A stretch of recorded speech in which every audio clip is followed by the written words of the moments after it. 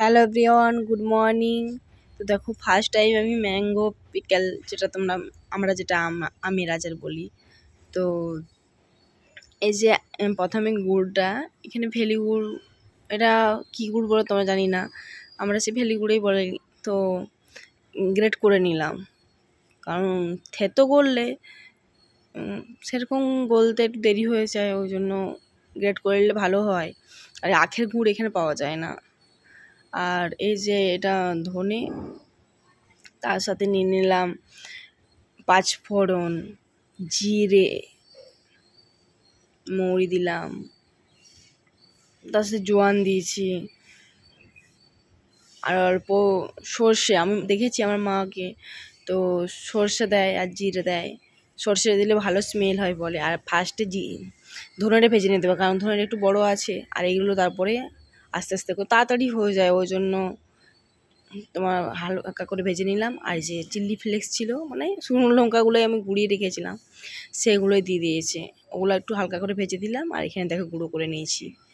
খুব একবারে পিওর মিহি না করলেও হয়, আমি একটু হালকা হালকা করে করেছি। আর এই দেখো, কাঁচা আমটা আগের দিন কেটে আর নুন হলুদ দিয়ে রোদে শুকিয়ে নিয়েছিলাম, দেখতে পাচ্ছ। হালকা জলটা মরে গেলে কি ভালো থাকে। এ দেখো, তেলে ভালো করে গরম করে নিয়ে অল্প পাঁচফোড়ন দিয়ে দিয়েছি। আর তার সাথে আমি কাঁচা লঙ্কা ইউজ করি, যেহেতু কাঁচা লঙ্কা শুকিয়ে নিই। এই যে কাঁচা লঙ্কা শুকিয়ে তোমার ফ্রাই করে নিলাম। এরপর কাঁচা আমগুলো দিয়ে আর ভালো করে ভেজে নেবো। আর পাঁচফোড়নটা যখন স্মেল আসবে তখন আমগুলো দিয়েছি, না তো বলে দিয়েছিল মা যে একটু স্মেল এলে ভালো হয়। তারপর আমগুলো ভাজতে যেয়ে দেখো হালকা লেগে গিয়েছে। তো গুড় দিয়ে করলাম, তো আমি ফার্স্ট টাইম করছি, অতটা আমার অভিজ্ঞতা নেই কেমনভাবে করব। তো যাই হোক, আস্তে আস্তে তোমরা দেখতে পাচ্ছ যে হচ্ছে। এরপর আমটা ভালো করে গুড়ের সাথে মাখিয়ে নিচ্ছি। তো আমি ভাবছি মা কেমন হচ্ছে না।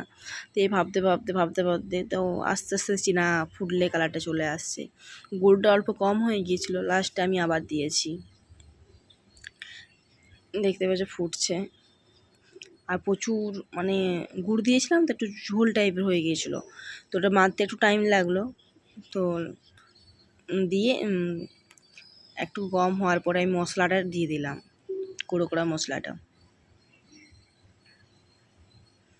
দেখতে পাচ্ছ, এরপর একটু ঘন হয়ে এসছে। আর যাই বলো, মশলাটা না দিলে আমের আচারের কালারটাই যেন আসছিল না। দিয়ে ভালো করে নেড়ে নিয়ে একটু বেশিক্ষণ করে ফুটিয়ে তোমার রেডি করে নিয়েছি। রেডি হয়ে গেছে আমার। তো কেমন লাগলো অবশ্যই কমেন্ট করো। ফার্স্ট টাইম করলাম, তো আমি এভাবেই করেছি। বাই, নেক্সট ব্লগ দেখা হচ্ছে।